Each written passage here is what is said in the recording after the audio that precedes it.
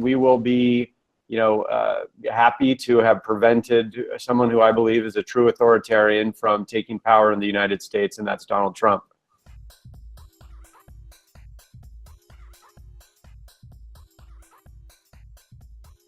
Okay. How many states are you going to be on the ballot in, would you say? Right now, we're on the ballot or registered as a write-in in 34 states. By the time we get to November 8th, it'll be 40 to 45. And that's plenty for our strategy, which is not a conventional strategy. We're not trying to win 270 votes. Of course, that would be great, but it's just not going to happen. This is a 3-month presidential campaign. So what we're trying to do is earn enough electoral votes to block Hillary Clinton and Donald Trump if the race between both of them is so close that we are able to do that by winning 1 or 2 states. So that's the idea. But if not that, then we will be, happy to have prevented someone who I believe is a true authoritarian from taking power in the United States, and that's Donald Trump.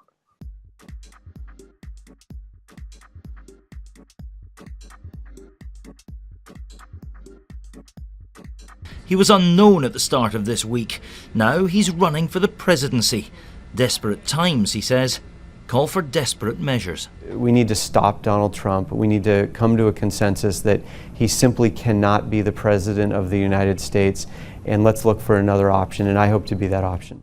But if you split his vote, if you take votes from him, you hand Hillary Clinton the White House. Are you okay with that? Well, no, he's already losing. He's losing because of his own lack of ability to compete with Hillary Clinton, who isn't a strong candidate. In fact, I think she's one of the weakest that the Democrats have put forth in some decade. Do you want to be a useful idiot and feel good about your philosophical purity?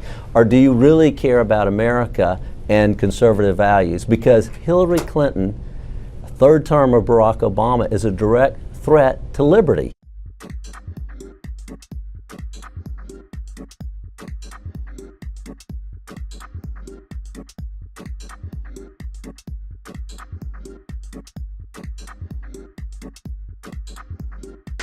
Thank you very much, Richard, and I am delighted to be here in these new headquarters.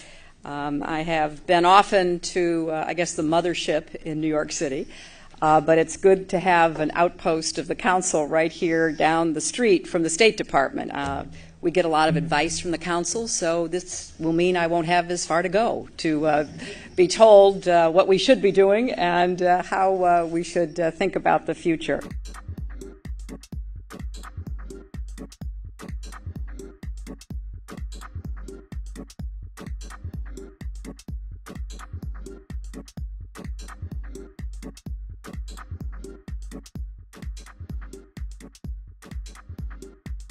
The second thing is that my time in the private sector taught me. I worked with a variety of companies in a variety of different sectors. I learned what it takes for them to thrive in a global economy. Is it true that you had on your Twitter profile that you worked at Goldman Sachs and that was replaced by just saying businessman? Is that true? I'm not sure. I'll have to check. I'm no longer managing my social media. Are you proud of having worked for Goldman Sachs? I'm proud of what I learned at Goldman Sachs, absolutely. So, well, go ahead. I mean,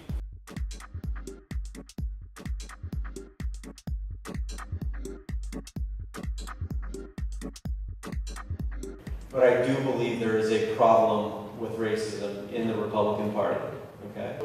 And when I say that I'm a true conservative, and what I think a true conservative does, is a true conservative is willing, when they see someone else being attacked, for any reason, but especially because of their race, their religion, or whatever, they will stand up and defend that person because they are committed to the notion, to the truth, that all men and women are created equal. And that is what a true conservative is. And unfortunately, I don't see that happening in the Republican Party. And unfortunately, certainly not with Donald Trump, but the same problem existed before Donald Trump got the nomination. Donald Trump won the nomination because this issue existed before he started running. We already know there needs to be a new movement, a new generation of leadership, a new conservative movement, whatever you call it. The question is, do we need a new party? Do we need a new conservative party who will welcome people of all faiths and races who are committed to those basic fundamental truths?